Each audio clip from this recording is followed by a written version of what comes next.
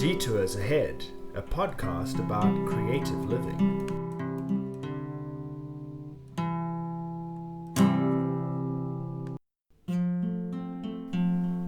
And we're live. Welcome back. Welcome back. How are you doing this evening, Elizabeth? I'm doing so good, baby. How are you? I'm doing pretty good, thank you. Good. So, any highlights since we last spoke? Oh my goodness. I can't remember what happened 30 minutes ago. Okay, me neither. You put the baby to bed? Yes. With my help? Oh, we had a great day. We went to the Yes. botanical gardens. And it was just beautiful, beautiful weather, beautiful gardens. Mobile had lots of hidden treasures. It does, indeed, yeah. And this was the day of the week where we don't do any work. Yeah, which makes it extra nice. Yeah, it's our Sabbath day. Yeah, true. Yeah, If God takes a break, then I think we deserve one too. I think so. Speaking of which, Yeah. tonight we're going to talk about babies. Is that correct? Correct. Babies having babies. Babies No, we are not going to talk about that. babies. No. Not Don't about worry, making Mom and Dad, babies. we're not going to be talking about I children, think we'll art, assume that creative everyone pursuits. who listens to this knows how babies are made. Well, I don't know. Some kids might be listening. Okay. They really shouldn't be, but they might be. But we're going to talk about babies and how they affect being a creative person. Yes. An Creative artist output. of some kind. Yes. An artiste. Yes. You have to stop you wearing those, I had to stop twirling my moustache And wearing monocles. and wearing monocles. Yeah. When I had It's a a baby, choking I was hazard. like, that's just pathetic now. Right. It was always kind of pathetic. Well, yes. But it became especially It became pathetic. doubly, triply pathetic when we had a baby. So true. Well, I did start shaving more frequently. Right. I stopped growing. I sort of tamed my look somewhat. Yeah. Not completely. You'd always had quite a wild beard. Yeah. Why did you start trimming your beard? I guess I just thought I'm someone's father now. I can't look like a man who's just been found living in the swamps of Alabama. I thought it was because Johnny would always grab hold and pull your beard. That's true. That was I guess that was the practical reason. You got the equivalent of the mom haircut, but the dad beard cut. Yeah. Yeah. Yeah, that's right. Yeah. I did. Because he would always grab on and pull. So now I have to keep it trimmed. Keep it tight. Keep it tight. Yeah, that's really been the only change, I'd say. Oh, wow. We have been living two very different lives then. Kidding. Yeah. No, yeah.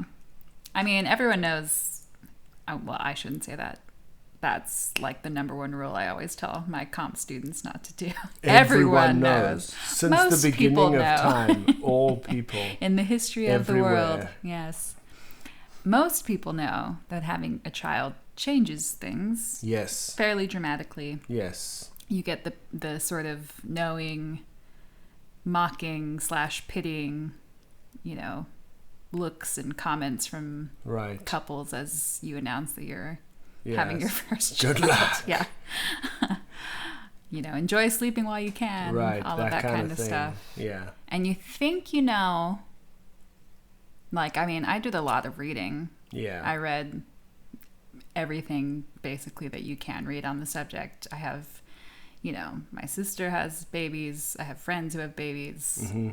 I was a nanny. I worked in daycare. Right. All kinds of things. So I knew it was going to be a change, but I don't think you can fully anticipate just how much of a change until you experience it for yourself. Yes. Suddenly you have a baby, a tiny, helpless infant who never sleeps, poops all the time, needs milk. And we just stopped sleeping. Like most people. Yeah. Just for a period of time. Right. I didn't have to breastfeed the baby, thankfully. You didn't? I tried. What? I tried. He wouldn't take the nipple. He wouldn't for me either. So fair is fair. Yeah, I remember, staying awake for like an hour. Those first couple and then days, you right. switch and then Right. switch and switch. I played Tetris again for the first time. Yeah. Yeah, I watched a dumb reality Australian show to keep myself awake. You do that anyway. I do that anyway, but usually not at 3 a.m. Yeah. Yeah. So there's the physical stuff, Mm-hmm. right? There's all of that, the lack of sleep, on my part, the breast milk, and, just those types of Carrying things. a baby Carrying for a 9 baby. months and then giving birth to the baby. Sure. Minor Those things small like things. that. Right. But there's also the mental aspect, which is what I think I didn't truly prepare myself for. Mm-hmm. And probably something you can't actually really fully grasp until it happens. But I think, for both of us, we were older when we had our first baby. We weren't, 19 or Right. whatever. We weren't even in our 20s. Yes. To put it delicately. But, no, not but. So, both of us had spent a lot of time being single, a lot of time just doing whatever you wanted to do, Mm-hmm. whenever you did it. Maybe there were certain things that would come up in life that would demand time, Right. but you were the person who decided how to allocate that time. You were the captain. Right. You were the captain of the ship.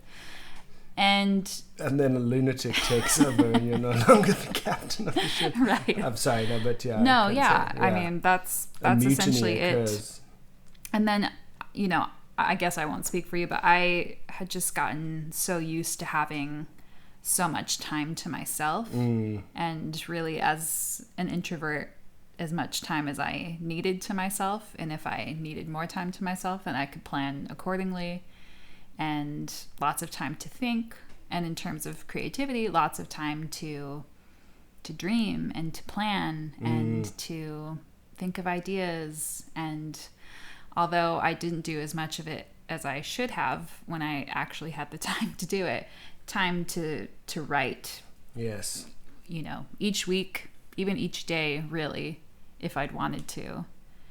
And now my time is completely not my own. Right. It's been hijacked. Yes. I agree with you exactly. When I speak to my friend who has 2 children, and I've laughed about this with him, I was like, I don't know what I did with my life. Like, I must have had so much time. Yeah. I mean, I know I did lots of things. Like, I Yeah. can see in theory, okay, I accomplished things, Right.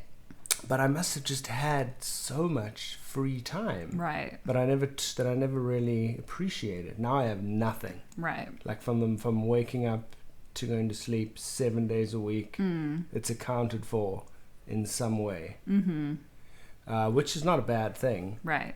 But it's just It is a huge shift. It's just a big shift, yeah. Yeah. Like having absolutely no unscheduled free time. I mean, Right. we schedule a day a week where we trade off and each And get then- half a day to work on things. right. But yeah. we do this day where we where we Yeah. all where we we go out and do something with him, right. and then we work. We when spend he's all day napping. with him. Yeah.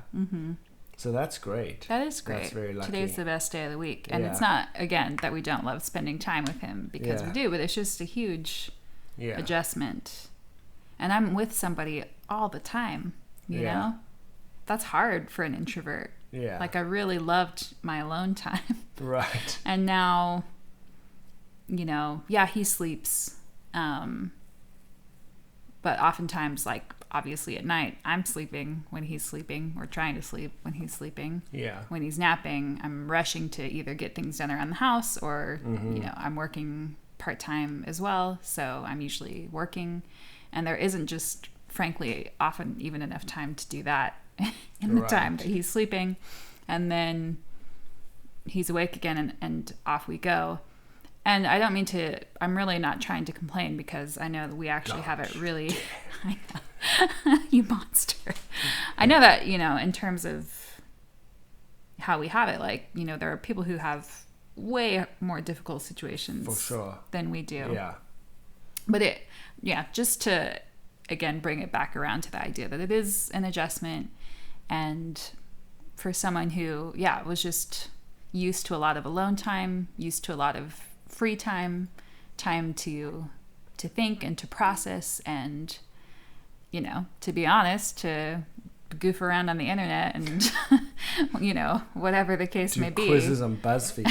Sure. So, but just as a disclaimer for people, for anyone who's listening and maybe doesn't know us, we are besotted with oh my gosh, our little baby boy. Yeah, we love him more than anything. Yeah. More than we thought was possible to Yes. experience love. It's the best thing ever. Right.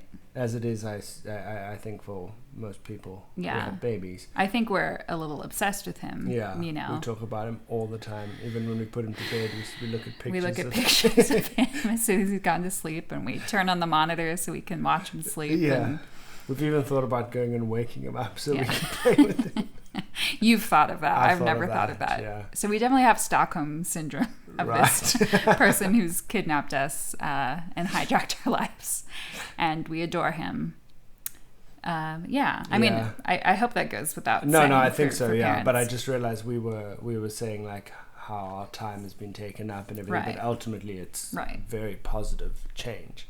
It's positive in the fact of Yeah. how much we love him, and I think it's also positive in terms of just realizing how precious time is. And I feel like although I have much less of it now, I feel like I use it so much better now Right. than I used to. And especially in terms of creativity. It used to be when I sat down to write and I had, you know, other things I had to do. It's not like I ever lived a life of leisure, you know, but I could take my time. I could set aside 4 hours in a day to write or whatever the case may be, and, you know, really get into the mood and watch a few videos and read a Yes. few blog posts before I finally put down any words on the page. And now, you know, maybe I get an hour, you know, Right. you know, and I have to just hit the ground running. And I feel like I've really now, for any young mothers listening to this or new mothers listening to this was not the case even a few months ago. This is a recent development that I've even had the ability to do this because, you know, it gets easier as it goes along. And I'm sure it will get harder again, but just in terms of figuring out a routine and figuring out what you're doing and the hormones getting out of your system and all of that kind of stuff. So don't feel downtrodden if you're at the phase of the first few months and you're like, I don't have an hour to write, you know, like that's a new development. But when you do get it back, hopefully you'll find, like we have, that you really just use that time to its fullest impact. Thoughts? Yeah. I know, I was trying to remember something you'd said to me about Jane Austen the other day. About it's so hard because I talk about Jane Austen so much. No, but like she never got married, for instance, you Right. know, and you said that was kind of like for a woman in that time, you basically would have, if you... That was an active choice, like I think, if for a lot of women. Right. If you wanted to pursue writing, marriage was more or less off the table. Right. Because like... Your life would be completely consumed by... babies. Yeah. And that was it. Taking care of the house, taking care of the servants. Right. And that's Or if you're an being a upper class servant. woman. Right, yeah, exactly. Yeah, no, so I was just thinking about that. Like, we're now in an era where you can kind of plan more, like when you want to have a baby, how many you're going to have. If you're going to have a baby. If you're going to have a baby. Yeah. I mean, all that, those are like Sure. questions that are sort of on the table now in ways that they weren't in the past. Right. And then the downside is that unfortunately men have to be involved in the whole baby thing. Yeah, you don't have to be, as my mommy boards have confirmed to me. A lot of men are not involved in that. That's a shame. Yeah, but you are very involved, which is wonderful. Well, I mean, I can't imagine not being. I know. Yeah. But we were going to talk about as well, like the way in which it's changed, or I wanted to maybe, at least, I don't know if I told you I was going to say this, change the way in which you write, like the kinds of things you think about writing, or, because I was midway through writing this latest novel when he was born, I guess. And there was a part of me in the back of my mind, I thought like one day he might read this and I wonder what he'll think about it. Or like read things I wrote earlier and what would he think about that? Because before, when I was younger, it was like, oh, my parents are going to read this. Right. Oh my gosh, like I mustn't think about that or I'm just not going to be able to write. Yeah. Like just imagine that they're never going to read it. And now it's kind of like, wow, one day he'll be old enough to read this. What if he reads this and thinks, damn, my dad is a weirdo? I mean, he probably would think he probably would have picked that up by that point. But he'll be like, you know, because when you write fiction, even though you're writing about other characters ostensibly and actually, obviously your deepest inner thoughts are still being revealed in some way. So I don't think it changed what I wrote. Actually, it was just more like a meta cognitive process, you know, where I started thinking that was the thought now, like, oh, one day my baby will be a grown up and read this. Yeah, I got that. Yeah. Did you ever, has that thought ever crossed your mind? You know, I don't know that I've consciously thought of it that way. I think for me, when I got pregnant, I mean, and you know this, you can attest to this, before, I don't think I was an especially dark person, but I enjoyed true crime and I enjoyed learning about murder. Right. You've always had a dark sense of humor. And I, you know, would write dark things. I don't think like oppressively dark things, but, you know, bad things would happen to my characters and, you know, all kinds of shenanigans happening. And then once I got pregnant, it's like I became like this open wound and I lost this ability I wanted the world to just be really good. And I wanted there to not be bad things that happened to me or to anyone or to my characters. Right. And I don't think I'll ever write 100% like sunshiny things, but I think from that point, my writing has definitely gotten more upbeat. Yes. I would say the tones are much less dark overall. And although bad things might still happen to the characters, I want the end feeling to be overall good and hopeful and positive. And I think that's directly correlated to having a baby. That's interesting. And rethinking about the world. Hoping that the world is ultimately a redeemable place. Right. Yeah, that's interesting. I found that as well, just with the reading things. Yeah. Like, because when I was younger, if I read about some really dark, tragic thing happening to someone, then I was putting myself in that person's place and thinking like, oh, I would make it through, you know. But now it's like, you put your child in their place and you're like, oh, it's too much to think about. It's like too bad to comprehend that these kinds of things happen in this world.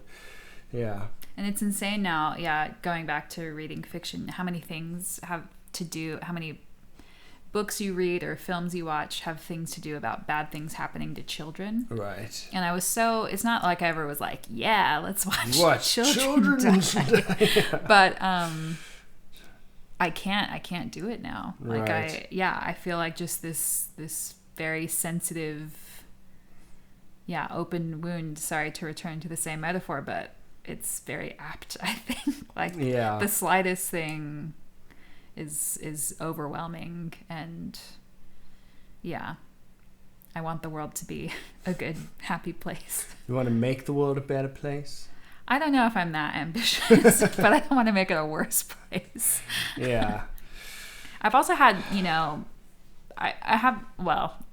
was about to say a lot of people, not that many people are interested in what I'm doing, but I have had a few people ask, would you write like children's books now? Or would you write, now that you've had a kid. And I don't think so. I don't want to ever say no, like never. Yeah. But that's just not really where I've ever been sort of creatively inclined. Maybe things will change once he's a bit older. And I heard there was this story about a teenage boy. Mm-hmm. I think he was a wizard. And it did quite well. I don't think that would sell. No? No. Okay. Never mind. Yeah, I mean, I could see, once he's like sort of getting into... being a teenager. I've just never really been interested in these super young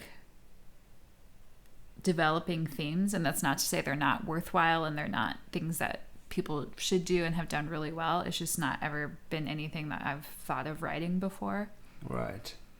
But who knows? I don't know. Maybe once I'm reading a ton of middle grade books. Yeah. I have a deep appreciation for children's books now. Oh, I've read them, Tim, a lot now. I have appreciation for some. Yeah. But some are really fantastic. The ones that are done well are really good. Yeah. And you can tell a real difference in quality. And I'm not going to name books because that's rude. But some are just, really My really favorite great. one, though. Okay. Was that one? No, this was not the best one, artistically speaking, or anything. But it was where it was just Tyrannosaurus Rex. Oh no, that one is great. That's great. Yeah. But that one where you just switch the animals and then they became different names. So like you could switch. You would have a lion, a monkey, and then you would like switch. So the lion and the monkey would join and become a likey.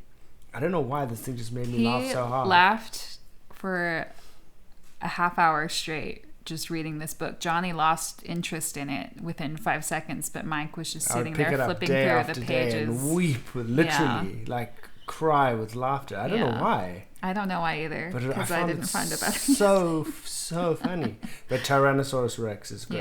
Yeah. We just said we weren't going to list books when we started listing books. But there are some really, really great ones that are super clever and funny. The South African alphabet one. Yeah. An all-time classic. Yeah. Sure. Yeah. But let's know more. Right.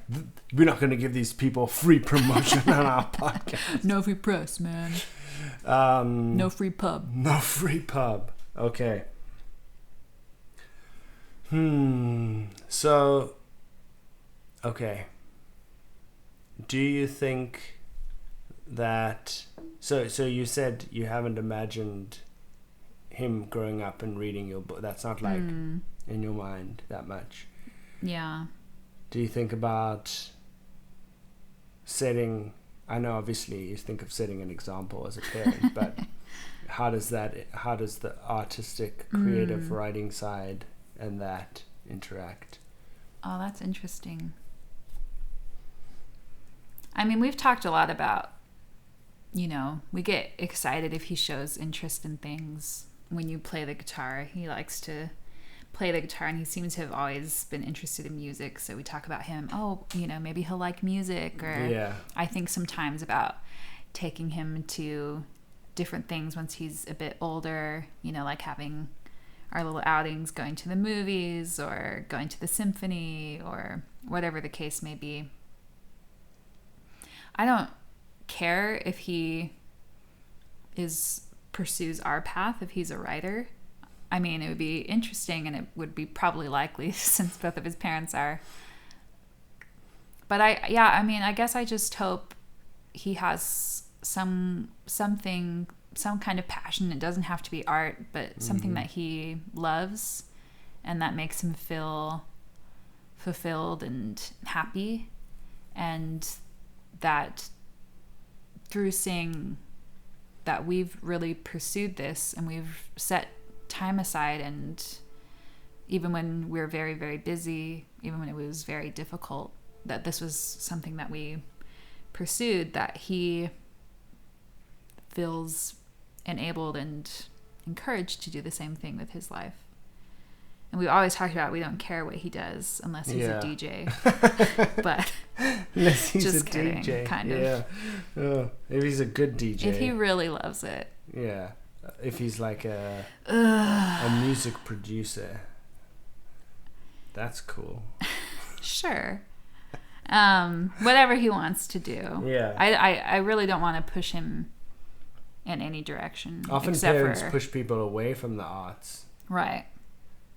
But, you know, we've both talked about, we had parents who were very encouraging in that. I think I have the only, maybe not the only, but a small handful of parents in the entire world who, when I said I wanted a more practical degree, they said, but you wanted to study theater.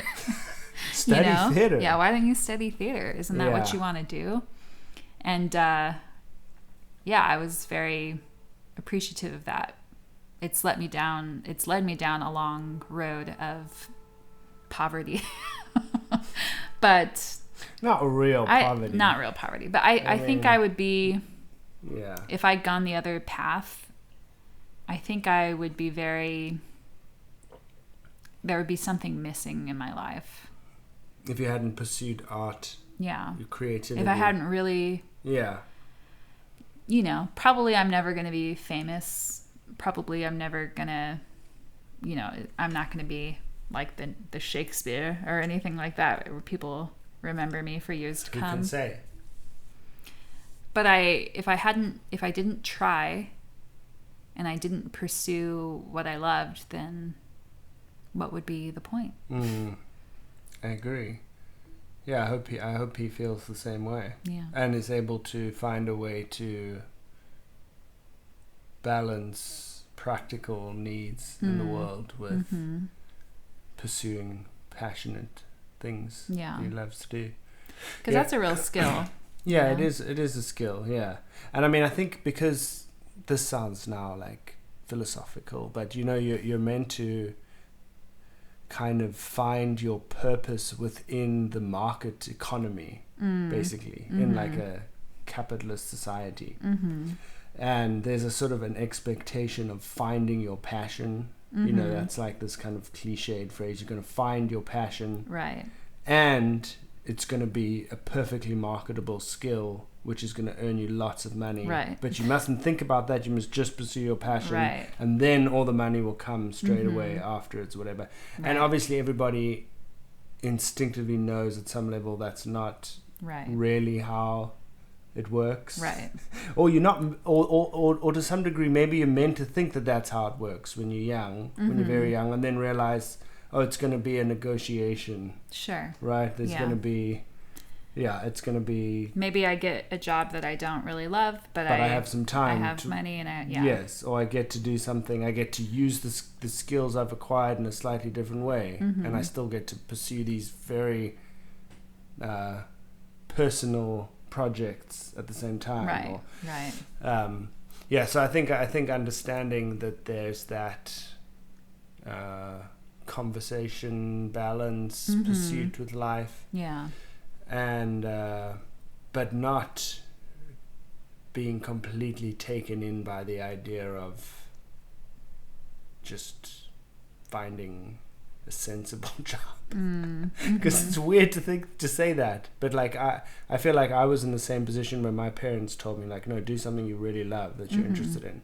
But I thought, like, no, I should do something more responsible, whatever. And then that's always been this tug backwards and forwards.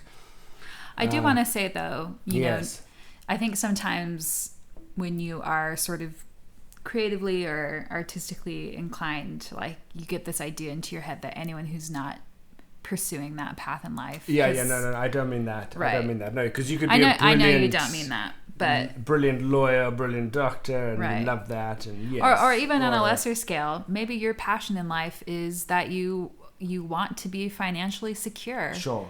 So you can provide for yourself, for your family, so you can travel, so you can eat out at restaurants, so you can have the biggest TV that. and I wanted that. I mean, I think I don't think I was willing to live like in complete paycheck. I mean, you know what I did take jobs that got me stability, because without stability it's very difficult to be creative. And no, for sure. I just mean, you know, like, no, with this podcast, like, it's the purpose is not to alienate people who don't feel like their path is this artistic path. You know, you can have... I want to alienate. You can have lots of different passions in life. Yes, no, for sure. I guess I was saying that from my how I experienced it. That wasn't a universal truth. Right. Necessarily. It is a truth, universally acknowowledged. And okay, I'm going to stop. Jane I know. Austen. I can't help myself. It's a disease. Yeah, no. So I don't mean I don't mean that at all. I guess. Wow, Mike, you've really changed. You've become really so changed. judgmental. I know. Ever since we started a podcast. But they're weird things in like even if you don't think you're materialistic, for instance, this is kind of a detour. That's our theme. Ahead. Yeah. But like we now that we have a baby and we're like a little bit kind of more financially stable than we've been before. Knock on wood. Knock on wood. We decided that once we'd paid off that last car, we'd get like a slightly nicer car now. It's still middle of the range, but for me, right, as I've never had anything remotely this nice. Right. Never would have even thought about it. A used car a few years. A few years time, but it looks nice. It looks really new. nice. I mean, it's. I love driving. Yeah. Yeah. So the point I was trying to make is now I noticed, like, if I go to Publix, let's say, or shop name that's just been removed, and no free pub, and I go in the nice car, or I go in the like not so nice car, or when I go to work, and I always go in the not so nice car. I'm like conscious of the fact that I'm in a less nice car, and I'd never thought about that before in my life. Yeah. But it's like these things are so powerful, right? Like without even thinking about it, you kind of get like pulled under their spell. Yeah. You know what I mean? Yeah. Capitalism, man. Yeah, it's a powerful drug. Yeah. Well, that was a detour. That was a detour. I hope you're still with us. Yes. Let's get back to kids. Yeah. Well, I mean, but that to draw that back into the conversation, like even 3 or 4 years ago, it's not clear that we would have been able to make the choice to have a child confidently. Right. I mean, because you need to know you at least have enough money coming in each month to pay bills and have health insurance. Right. Because if you don't have that, it's scary then. Yeah. Well, you talk about sort of that war between being financially stable and being an artist, and that I think that conversation necessarily has to shift once you have a child. Yes. Because it's no longer just about, oh, well, can I make it through the month without ordering takeout? Yeah. Or, can we give up having cable TV or whatever the case may be? I keep talking about cable TV. I think it's because I didn't used to have it when I was a kid, and so it feels like a real symbol of wealth to me when it's actually, again, very middle of the road, I guess. But anyway. Now we sound like we're so bougie, but we really aren't. But the point being, like, once you have a child, you really, as much as you might want to still pursue your creative passions, and you have to put more consideration into being stable and being secure, and a lot of your time goes toward that. So my question to you is how do you balance that?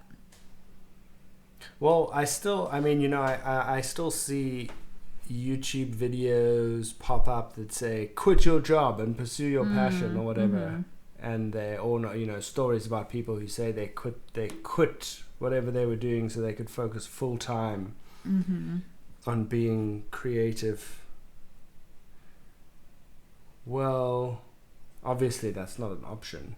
Yeah, that is not an option, Michael Riggs. So, but having a job where you go into the office I don't go into an office exactly unless it's my office, but like to a space at a particular time, and you have to get up and put on clothes and leave the house, and you have like work colleagues who are your friends, but you don't have to get wrapped up in each other's lives more than you want to. Right. And you have something you have to do. I think all that kind of stuff, even if hypothetically I suddenly made millions of dollars, I would still have to do it. Wouldn't necessarily be going to work at a university anymore, or it might be, but then I'd want to do some other kind of, outreach project working with people where Right. maybe I didn't have to get paid for it anymore, but I still want to teach people in some way. You know, Yeah. I'd love to have like a little free school or something, like Right. going back to the way Socrates and Plato did it, and anyone can just come, and it's like, Yeah. you know, I would still want to do that, and Right. and like interact with the world on in the way that like most people have to interact with the world. Sure. Otherwise, you So you don't want to be that like artist who lives in a cave. Lives in a cave. Right. I mean, I used only to emerges once a decade. Yes, exactly. Right. I used to think that would be ideal. But now I think like, you want, living a life where you got to do stuff that people have to do is cool. Yeah. It's fine. It's great. I feel lucky and privileged that I have a job. Yeah. Basically. Yeah. To be honest. Yeah. Yeah. Making money is nice. Yeah. Yeah. And it relieves some of the like existential terror, because there've been patches where I didn't have that, you know, and yeah. so did I answer the question there? I can't remember if I answered it or I just answered my own question. It doesn't matter, man. It doesn't matter. Detours It's detours ahead. What do you Yeah. think about that? I mean, I'm going to be going back to some points I guess we already made, but you know, we've talked about before having a kid. I think back to the just sheer amount of time that I had that I often wasted. And if you are trying to take care of a child full time and work and pursue things creatively, you just can't afford really to waste a lot of time. No. And so in some ways I think that is a gift though. Yeah. I've always been more productive when I have more things to do. That's just my personality. If I have lots of free time, I don't get anything done. And if I have a million things to do, then I get them all done. Yeah. Yeah. That's interesting. So I think it's, you know, it's just really, it's not compromising anything that's too important, but also realizing what's not that important and what can kind of give, you know, things like, and I think for different people, it's going to be different. You know, Monday night, I'm still going to watch The Bachelor. That's going to happen. On. But the rest of the week, I don't need to watch Yeah. TV for hours, you know? So we've started writing Thursday and Friday nights, and that gives us some time, Yeah. you know? I don't need to, this one's hard for me because I really like having a clean house, but I don't need to deep clean the house every weekend like I used to. It can be, you know, I have an hour now, so I'll do as much as I can. And then the next time I get some time, I'll do it. And maybe throughout the week, the house gradually gets cleaned until it's not again. And then I start over. But it's lucky you do that. I know. But, you know, like those, I don't know. You just have to make some choices about what's important, what isn't important, and how important your art actually is to you, your creativity is to you, and what can give so that can still happen. And I know that's very common. Like I used to belong to, it was called like the Association of Night Writers of America or something like that. And it was basically like the idea was started by like mothers who would stay up late at night to write because that was the only time they had to write. And it wasn't exclusive just to mothers. I wasn't a mother when I was part of it, but that was the initial idea behind it. Of like, you know, we're going to support each other. This is, you know, the only time I have to write is 11 o'clock at night or 5 in the morning or whatever the case may be. But you make time for it because it's you what love you it. want to do. You love it. Yeah. I mean, that's interesting because, I mean, traditionally, the idea of being a professional writer was very rare. You know, I mean, now in late 20th and 21st century America, there's like a class of people who are writers. Right, you know, and right. They go to university programs and get funding and hope to get positions and right. But I mean, even when society helped men be writers much more than it helped women. Many of the famous male writers were also famously ship captains or Sure. you know. Yeah. Or they'd had some like incredibly harsh earlier part of their lives, Right. and then wrote later on or something. So yeah. I do also want to say, though, and I know I've already said this, but I feel the need to reiterate to anyone who's feeling maybe overwhelmed by having a new child, or even if it's not so new, it can be really overwhelming. And so I think sometimes earlier on when I would hear things like that, I would think, I don't have any time to give up. Like, there's nothing that I can do to change that. And I felt guilty that I wasn't somehow finding more time in the day. And there might just be times in your life as a parent where that is not possible. And that doesn't make you a failure. You know, just press forward and ask for help if you can. And hopefully the time will come again that you feel able and not sleep deprived and not, you know, physically drained or emotionally drained or intellectually drained or whatever the case may be. So... yeah, stepping off my soapbox now. But I do think that's something I needed to hear earlier on, because I felt very guilty about that for a while, and now things are better. So, now things are better. Yeah, you have some time again. Yeah.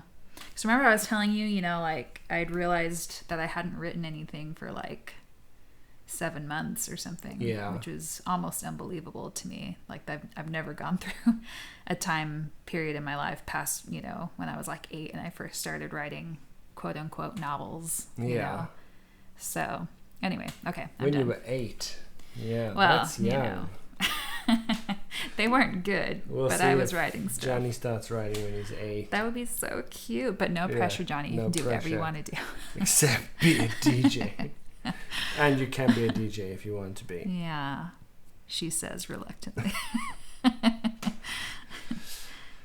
What else? What else we got? Do you have other questions? I can't read your handwriting.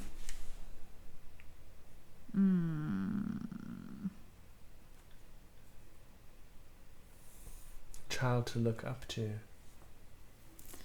All right, you're going to have to explain that to me because I don't remember what that was. You don't remember? You don't understand what my scrawled note in my bad handwriting means? No, yeah.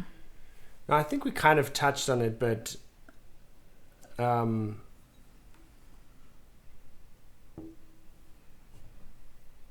do you think about leaving a artistic legacy behind, or is that part of like what you would want to leave as your gift to your child? Is that part of like the relation between being a writer and a parent, or an artist of some kind, a parent?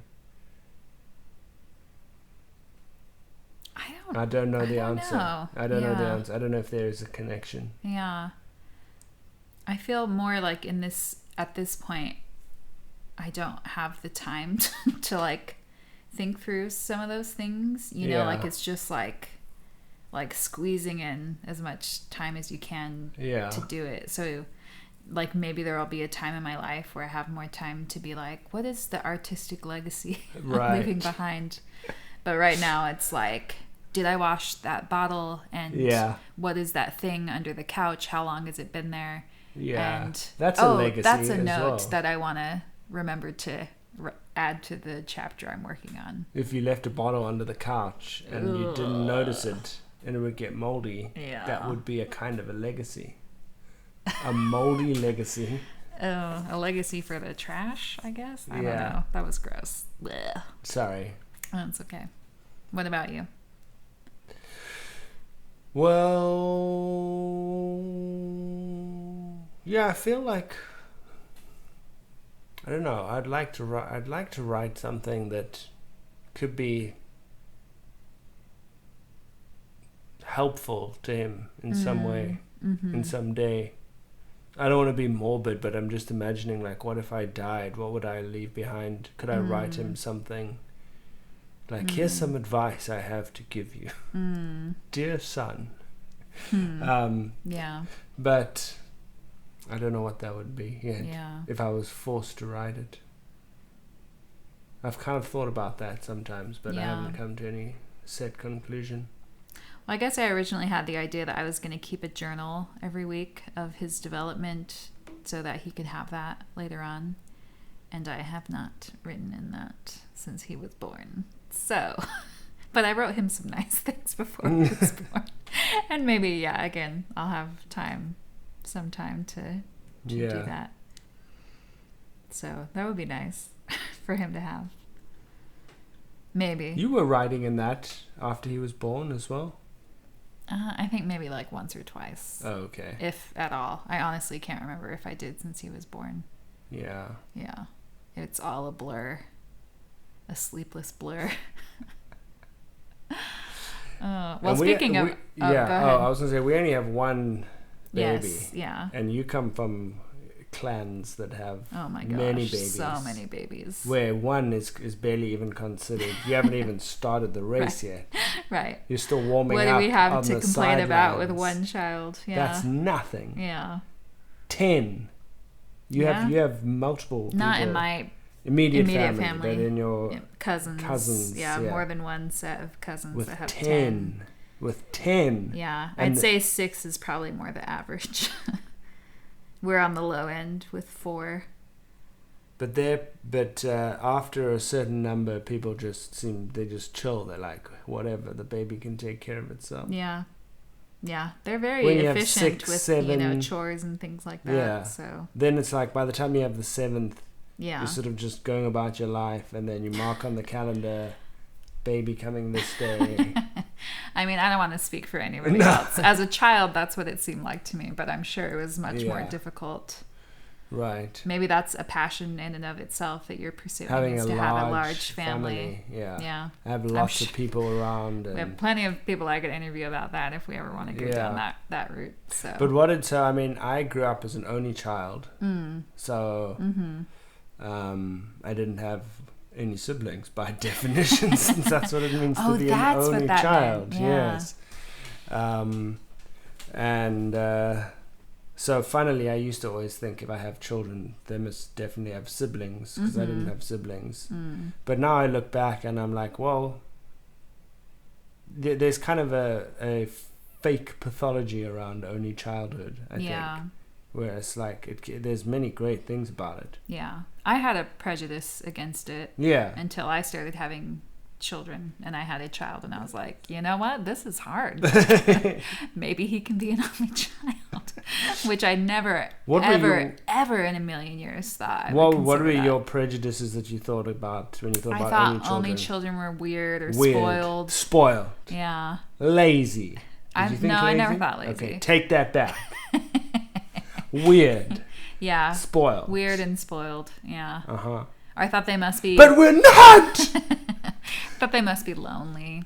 Oh, yeah, lonely. Yeah. What could be more I wish pathetic you could see the look that he's than lonely. The lonely only. Yeah. But, well, I'm all those things. Pathetic, weird, That's and true. lonely. So you haven't disabused any of those notions for me. No, I mean, being an only child, I did used to. There were patches when I thought, why don't I have a sibling like other people? But that was the minority of the experience, I would say. I had close friends. I had, who we went away with on holidays, and I kind of grew up around them. Yeah. And I was close to my parents. Right. So it wasn't cousins and so it wasn't,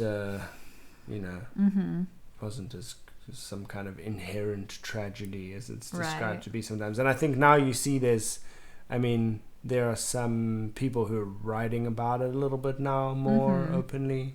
Yeah. Like as if it's a conscious choice. Because in the past it was thought like, oh, if you were an only child, like, oh, something must have happened. Something must have happened. Right. But, but even now, I think there's still a stigma around it.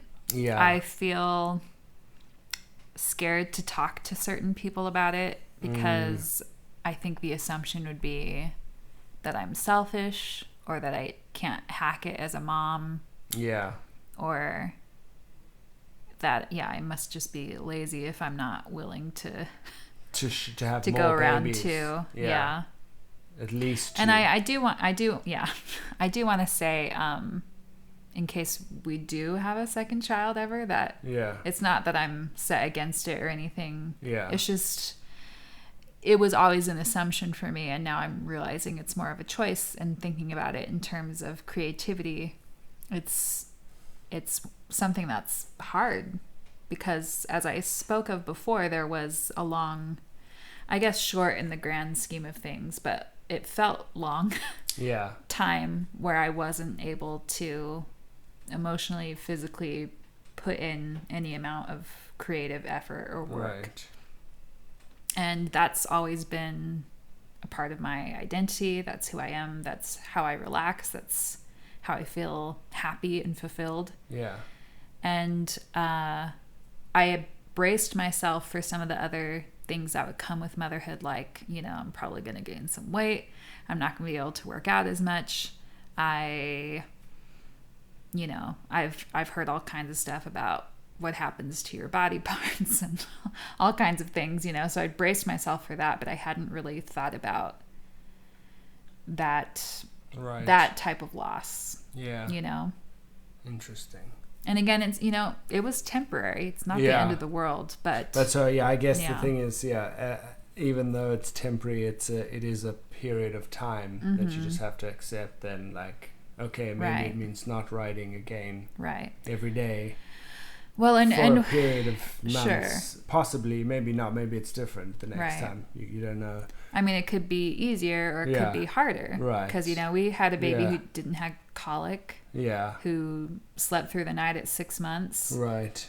And, you know, all these different factors that made where we are now like more possible, but that's not a guarantee with round 2. Again, it could be easier. Yeah, it could be easier, or it could be more difficult.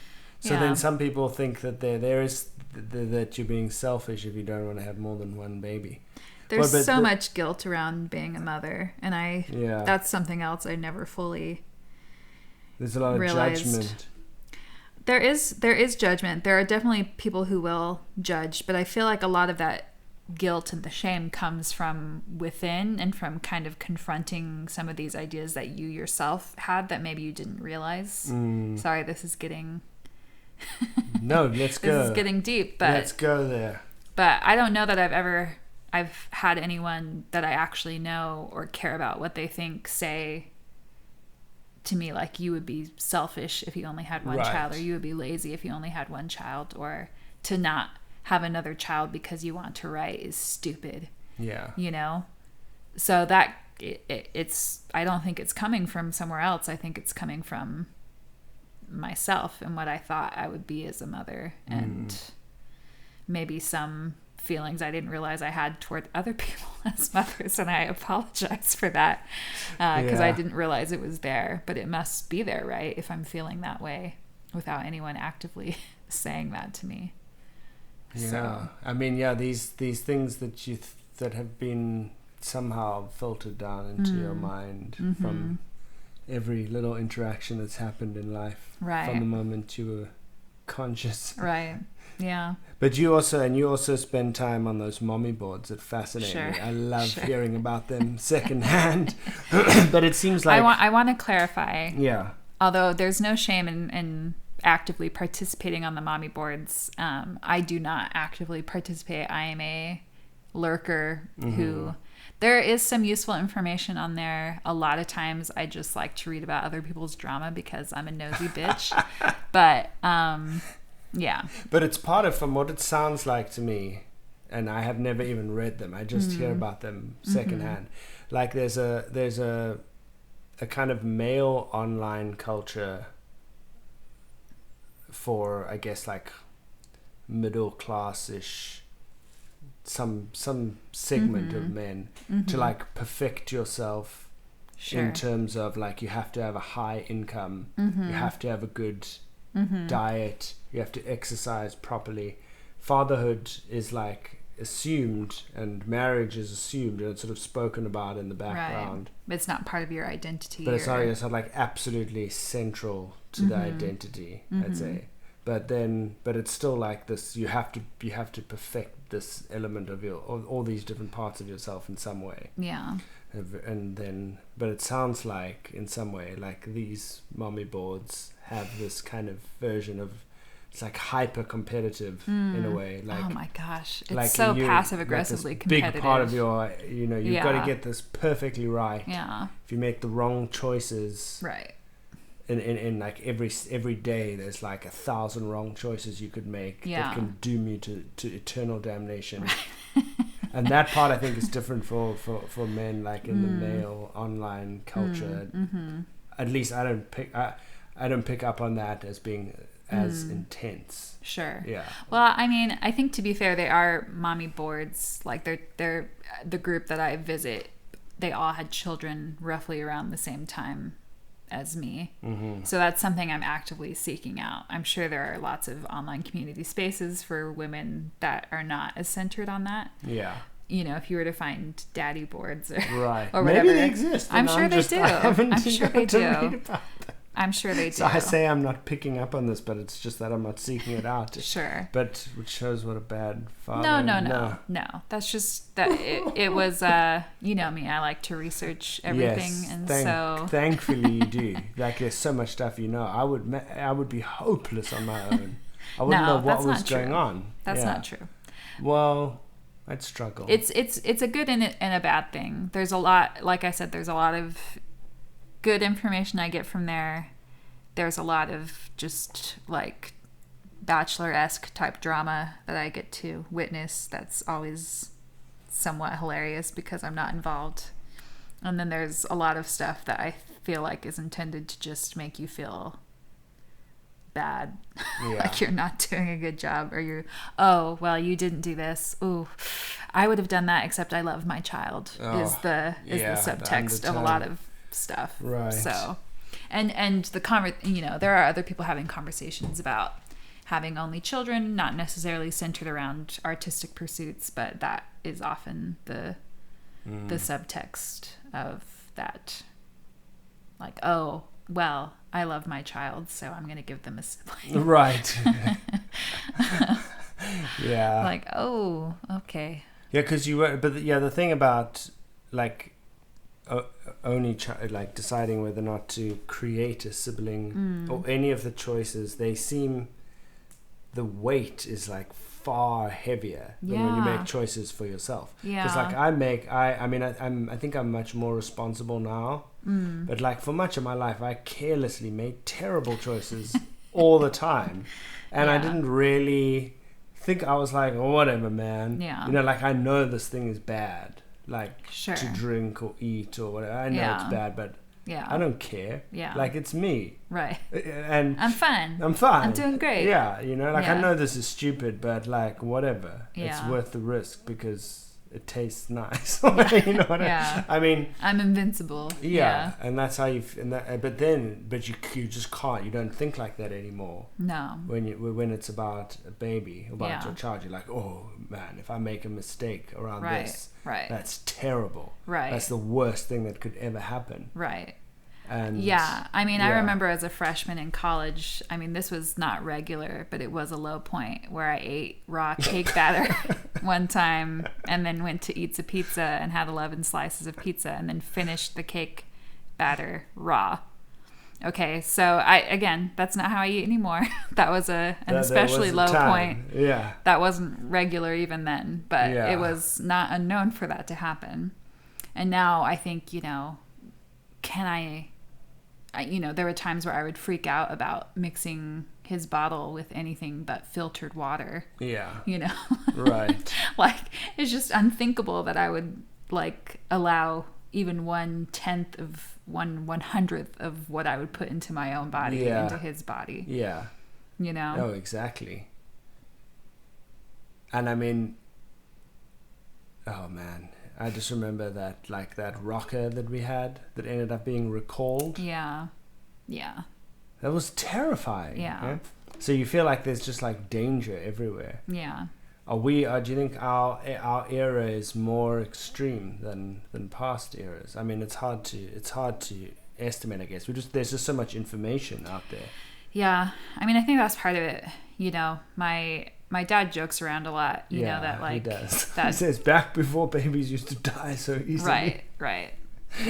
And I do get where he's coming from. Yeah. But I also think, well, when you were raising us, you didn't have access to these horror stories that I've seen online about feeding the baby the wrong thing or putting them down to sleep the wrong way. And at the hospital, they tell you all this stuff. They like give you manuals and like tell you like there's 10 different ways to do this, 9 ways result in death. Right. Like, oh my gosh, please. Yeah.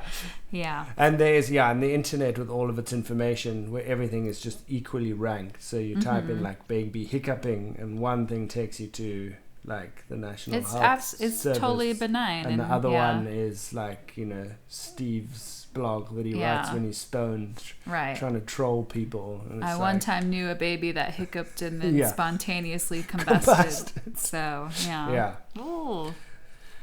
Yeah, so those are some of the things that happen. Right. Well, it's funny too because you know, you talk about making more responsible choices, and I think, you know, in big part that is the dilemma too about having a second child. It's like now that I understand what parenthood is. Yeah. You know, something that I don't think we were very blithe about making our decision, but it was kind of like, we're like, we're going to have a baby. Yeah. And then I'd never thought about it. Then one afternoon you said to me like, hey, do you want to have a baby? And I was like, I've never thought about that before. I'm kidding. That's not how it happened. Yeah. Yeah, no, but true. Yeah. And that isn't to say that the answer will be no.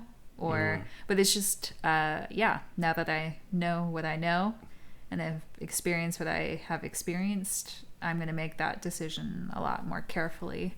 Yeah.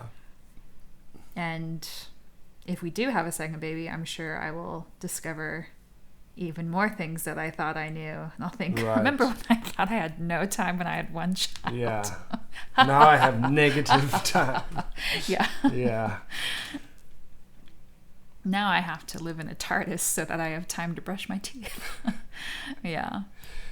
That was a really dorky joke. You're welcome, for those of you who understood. I was not one of those who understood, I don't think. I know, sweetie. The condescending pat on the head. Teasing. So, any final thoughts? I love you, Johnny. I love you too, Jenny. And if we have another baby, I love you too. Future baby, potential baby. It's just, it's a big decision. And for a long time, I felt like art was my baby. You know, writing was my baby. And I realized, you know, I don't love it even 1/10 as much as I love Johnny. Yeah. But I still do love it. And it is a part of me. And it's something I want to protect and continue to pursue. So what do you do, man? What do you do? What do you do? You keep doing that. Yeah. Yeah. Yeah, I mean, we meet people, or we know people who have children, lots of children, and they do, you know, they find time. Yeah, I guess I know like it's possible in the future. I just worry about the near future and all of the fun things that go along with that.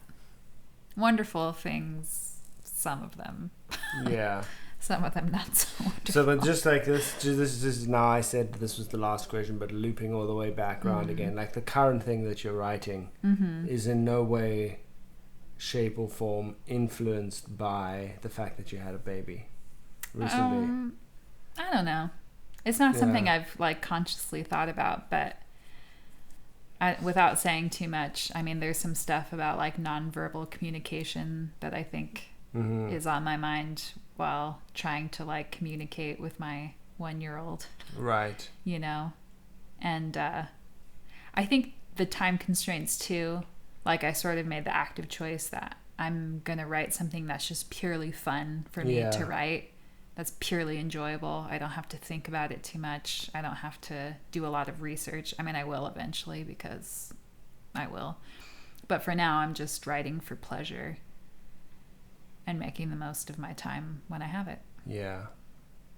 But in terms of like the actual plot or anything, I don't know about that. Maybe. What about you? No. I mean, I have this wish. I wish I knew what it was like to be a baby, like to be to have like the consciousness of a baby. But it's because we were all babies, right? But it's like no one, or certainly very few people, can really have memories of when they were one, right, or less than one, right. But I'm deeply curious about that all the time. Yeah. Because like when you relate to a person, to an adult, that the experience you're both having, you can check back in and say, remember that time when we had that experience? And so that's like part of the experience's reality, is that you're both going to have the capacity to reflect back on it at a later time. But with a baby, you don't have that, right? Like you're not going to be able to say to him, remember the time when you were one and you did this or whatever. Right. But he's like the moment is like so intense and real. Yeah. And he like lives fully in the present moment, basically, like with all the good and bad that comes with that. Yeah. Yeah. So I don't know. I think about that, like but I don't know how you would write that, really. I don't know. Yeah. But that's something I'm interested in. Like, there's this is my dorky moment, but there's this famous philosophical article by Nagel. Oh, what a dork! called being a bat or something like that. But it's a long, rambling philosophical article about trying to imagine what it's like to be a bat. And basically, it's the predictable conclusion is that you could know every bit of information about the bat's mind from the outside, but you can never know what it's like to be a bat unless you're a bat. Right. And so it's kind of like that with a baby, except you were once a baby. Right. Everyone was a baby. Right. But you don't know what it's like to be a baby. Right. And I'm desperate to know that. Like, what's his world like? All the things he's experiencing and learning, and like these new patterns that suddenly emerge that he understands, and so these sort of emotional memories. These emotions that he has. Yeah. So it's intriguing. Yeah. But I don't know how that's going to translate into anything. Yeah. It will somehow, maybe, perhaps. perhaps. Yes. If we're very lucky. All right, I think we're For devolving real now. into nonsense. What you said was very cool. I feel myself devolving into nonsense, I should say. I do too. Not you, me. I hope, I guess, maybe I just don't know where these conversations are, but I would love for more people to have these kind of conversations, because I feel like that's something I was very interested in and really needed to hear at a particular time, especially, and now I'm still interested in, but especially, how do you balance these things out? And like an honest conversation, and not just like not a cheesy your life will fill work with love balance, and it's like, okay, but really, how do I do it? Because the life even that phrase, like the life work balance, like implies perfection at every level. Right. I think that's part of the thing, is like the culture of outward performance of perfection in everything you do. Right. And projecting this aura of having arrived and achieved, and and you're like, but in the moment it's messy, complicated. It's #complicated. Complicated. Okay, well, if you're listening and you want to leave us comments, we'll find a way for you to leave comments. Join the conversation. We'd be happy to keep talking about this kind of thing. Or other questions or topics related to this field. Let us know. So thank you for listening. Thank you. Talk to you soon.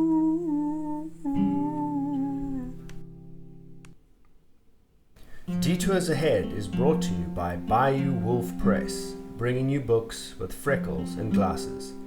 If you're a fellow traveler pursuing a creative life, we'd love to hear from you. Please send us an email at bayouwolfpress@gmail.com for questions, comments, or if you'd like to be considered for a future interview, give us a brief blurb about yourself and what you do. That's bayouwolfpress@gmail.com. You can find us on Twitter, Facebook, Tumblr, or go to our website at bayouwolfpress.com to learn more about us and receive updates on our podcast, videos, blog posts, and upcoming book releases.